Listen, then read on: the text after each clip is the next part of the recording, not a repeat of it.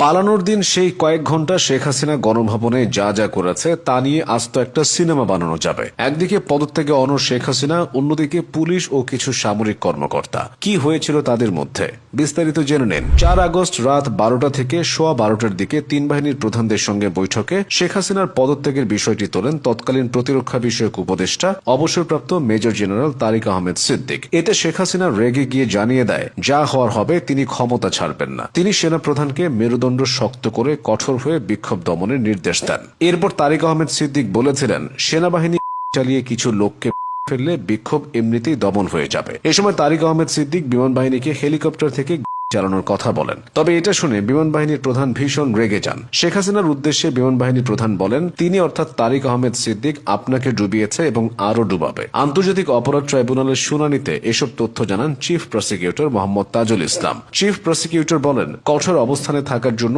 শেখ হাসিনাকে 4 আগস্ট রাতে পরামর্শ দিয়েছিলেন গ্যাং অফ 4। তারা হলেন আওয়ামী লীগের সাধারণ সম্পাদক ওবায়দুল কাদের, সাবেক স্বরাষ্ট্রমন্ত্রী আসাদুজ্জামান খান কামাল, সাবেক আইনমন্ত্রী আনিসুল হক এবং সাবেক প্রধানমন্ত্রীর উপদেষ্টা সালমান এফ রহমান। তাদের পরামর্শ ছিল কোনোভাবেই নরম হওয়া যাবে না। এবার আসে 5 আগস্ট। গণভবনে 5 আগস্ট সকালে একটি বৈঠক হয়। এতে তৎকালীন আইজিপি চৌধুরী আব্দুল্লাল মামুনকে দেখিয়ে শেখ হাসিনা বলেছিলেন, ওরা ভালো কাজ করছে, সেনাবাহিনী পারবে না কেন? তখন আইজিপি বলেন, পরিস্থিতি যে পর্যায়ে গেছে তাতে পুলিশের পক্ষেও আর বেশি সময় এমন কঠোর অবস্থান ধরে রাখা সম্ভব না, ফোর্স টায়ার্ড হয়ে গেছে। এরপর সামরিক কর্মকর্তারা শেখ হাসিনাকে ক্ষমতা ছেড়ে দেওয়ার পরামর্শ দেন। ওই বৈঠকের এক পর্যায়ে শেখ হাসিনা রেগে যান এবং বলেন, তাহলে তোমরা আমাকে করে ফেলো এবং গণভবনে কবর দিয়ে দাও। ওই বৈঠক থেকে সামরিক কর্মকর্তারা শেখ হাসিনাকে গণভবনের অন্য একটি কক্ষে নিয়ে যান। ওই কক্ষে শেখ হাসিনার কাছে সামগ্রিক পরিস্থিতি ব্যাখ্যা করা হয় এবং তাকে পদত্যাগ করতে আবার অনুরোধ করেন সামরিক কর্মকর্তারা। তারা বলেন, সময় দ্রুত ফুরিয়ে যাচ্ছে।